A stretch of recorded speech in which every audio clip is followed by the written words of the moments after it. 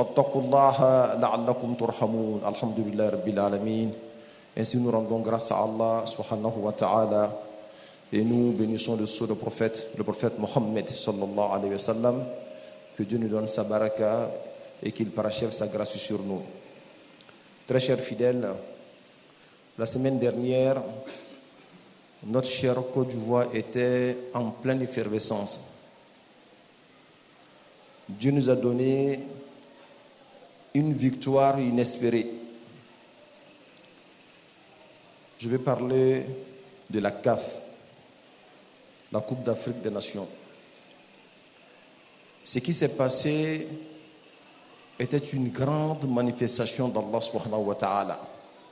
En ce sens que ça nous a donné beaucoup d'enseignements.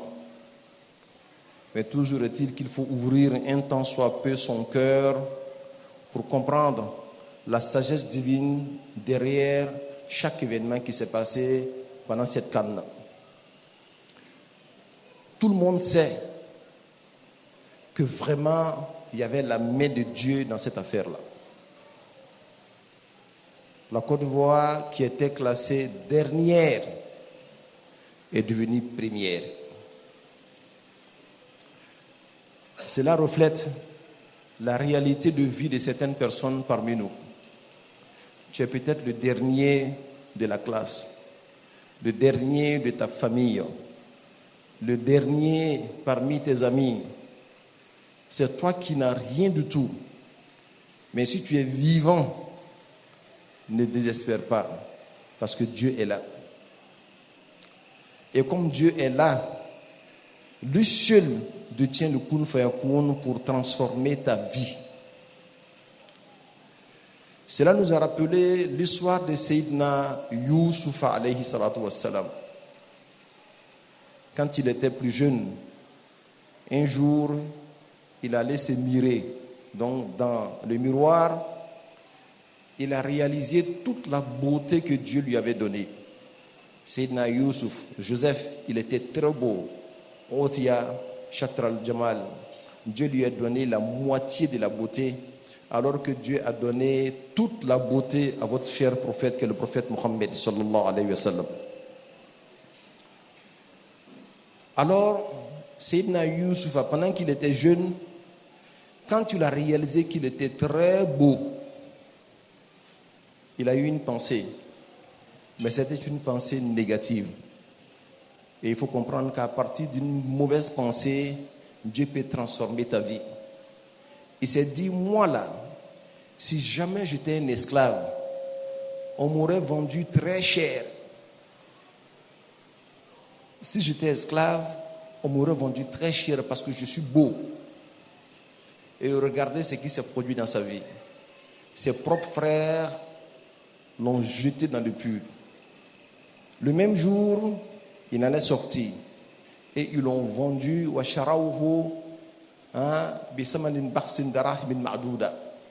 On l'a vendu moins cher.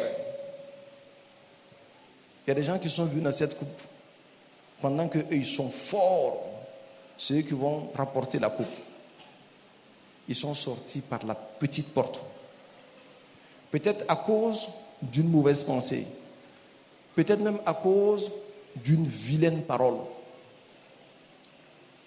Le prophète Mohammed sallallahu alayhi wa sallam disait que inna ar-rajula la yatakallamu bi kalimatin la yulqi laha balan tahwi bihi ila jahannam 70 kharifan. Il dit, l'un d'entre vous pourrait en plaisantant dire un mot. Pour lui, ce n'est pas du tout grave. Comme quand on plaisante, on dit n'importe quoi. Mais cependant, cette parole-là, à cause d'elle, Dieu décide de l'enfoncer dans l'enfer. Faisons beaucoup attention. On a vu beaucoup de personnes parler. On a senti la provocation, la moquerie. Mais aussi, par ailleurs, on a vu l'humilité, la foi et l'union de cœur. J'aimerais tirer chapeau quand même aux Ivoiriens. Beaucoup d'entre eux, c'est vrai que ce n'est pas tout le monde, mais beaucoup d'entre eux ont observé l'humilité. Beaucoup d'entre eux ont observé la foi en Allah. Je connais beaucoup de personnes qui ont passé des nuits blanches priant pour la Côte d'Ivoire. Et la prière a porté ses fruits. Parce que c'est faire référence à Allah subhanahu wa ta'ala. Quand on est vivant, pour nous, Dieu est là. Et quand Dieu est là, tout peut être transformé. Tout peut être transformé. La Côte d'Ivoire a reflété une autre image. Toujours Seydina Youssoufa. On l'a jeté dans le puits. Mais des fonds des puits là, il s'est retrouvé au sommet du pays le plus grand de son époque. Comme si quelqu'un d'entre nous se retrouvait le roi des États-Unis d'Amérique. Il est devenu le roi de toute l'Égypte. C'est comme s'il naissait de sa propre cendre. Et il a dirigé. C'est la même chose. Il faut voir que cela est possible. Seul Dieu est détenteur de Kun Fayakoun.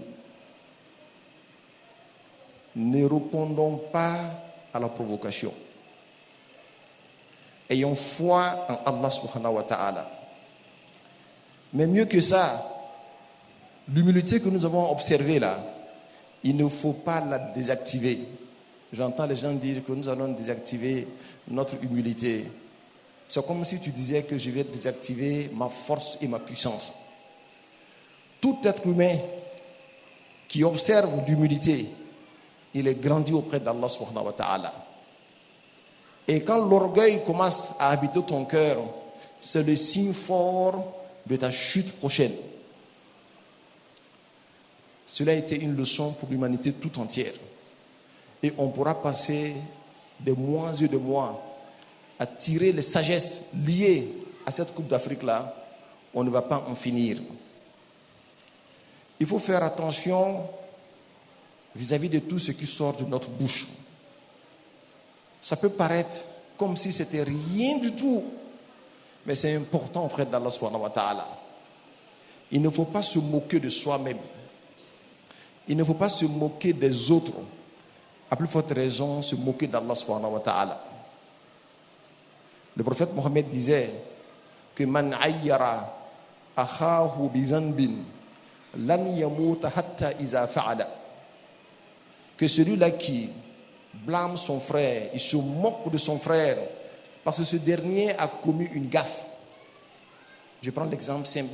Ton frère se cache la nuit pour faire des choses que Dieu n'aime pas. Et Dieu t'a donné les moyens de découvrir cela. Tu ne vas pas aller faire le colporteur chez tout le monde. Ah, lui, il est ceci, il est comme ça, il est comme ci. Non, non, non. Ce n'est pas bon du tout. Appelle ton frère, cause avec lui. Ah, mon frère, j'ai vu que tu as fait ceci et cela. Je pense que ce n'est pas bon pour toi. Je te donne des conseils d'arrêter de faire ça parce que Dieu ne l'aime pas. Ça se passe entre toi et ton frère. Tu ne te promènes pas partout pour gâter son nom. Le prophète dit, celui qui agit ainsi, le péché dont tu accuses ton frère là, toi-même tu ne mourras point si tu n'as pas commis le même péché, ou même plus grave que ça. Nous sommes des êtres humains. Nous tous, nous avons nos défauts. Dites-moi qui n'a pas de défauts. Le prophète Mohammed sallallahu alayhi wa sallam disait que kullu ibn Adam khatta'un wa khayrul khatta'ina tawwabun. Il dit que tout être humain est faillible à l'erreur. À l'exception du prophète Mohammed et des autres prophètes, toi, moi, nous tous, nous péchons. Souvent même, nous péchons rien que par la pensée. Mais nous péchons quand même. Et quand tu sais que toi-même, tu peux pécher, alors fais attention. Quand ton frère pêche, dis Dieu merci de m'avoir épargné le péché. Et prie pour ton frère. Ne pense pas également que comme tu es dans le paradis, que tu ne peux plus sortir du paradis. C'est des personnes que nous avons vues dans cette Coupe d'Afrique-là, qui pensaient qu'elles allaient rapporter la coupe. Parce que fort, leur équipe est jeune, ils sont techniques, ils ont pensé à tout. Mais Dieu les a montré que c'est moi qui détiens, c'est moi qui suis le tout-puissant, ce n'est pas vous. Et le prophète Mohammed nous dit dans un hadith sur le Qudsi, dans lequel hadith Kursi, Dieu parlait à Sayyidina Moussa. Il dit la ta'man makrallahi hatta tara nafsaka fil jannah wa fil jannati asaba adamu ma asaba fala ta'man makri abadan. Il dit oh Adam, ne crois pas que tu es éloigné de ma ruse jusqu'à ce que tu te retrouves au paradis. Dieu peut te ruser à tout moment. Pendant que tu penses que tu es arrivé, pendant que tu penses que moi maintenant là, rien ne peut me perturber. Si Dieu est là et Dieu est éternel, tout peut arriver. La ta'man makri hatta tara nafsaka fil jannah, jusqu'à ce que tu rentres au paradis. Vous savez, quand on rentre dans le paradis, c'est l'endroit le plus sûr et la garantie la plus parfaite. Mais pour te dire qu'il faut toujours avoir peur de Dieu, avoir peur de sa ruse. Il dit même dans le paradis, aie peur que Dieu te ruse et te rejette hors du paradis. Nous avons vu Shaitan, il était dans le paradis, grand adorateur. Il n'y a pas un seul endroit où il ne s'est pas prosterné devant Allah subhanahu wa ta'ala. Mais il n'était pas à l'abri de la ruse de Dieu. Finalement, il en est sorti. Dieu l'a jeté hors du paradis. Aujourd'hui, tout le monde l'appelle Shaitan, Shaitan. C'est comme ça que certaines personnes sont venues dans cette Coupe d'Afrique-là. Nous, on va remporter la Coupe. On est tellement forts, on est tellement puissants. Et finalement, ces personnes sont rentrées chez elles par la petite porte. Et c'est la même chose. C'est un enseignement pour nous tous. Faisons attention, faisons attention. La vie est très fragile. Tomber du haut de ton sommet là, c'est très facile. À cause d'un petit mot que toi tu n'as pas considéré, Dieu peut décider autrement pour toi. Que Dieu nous donne la bonne compréhension.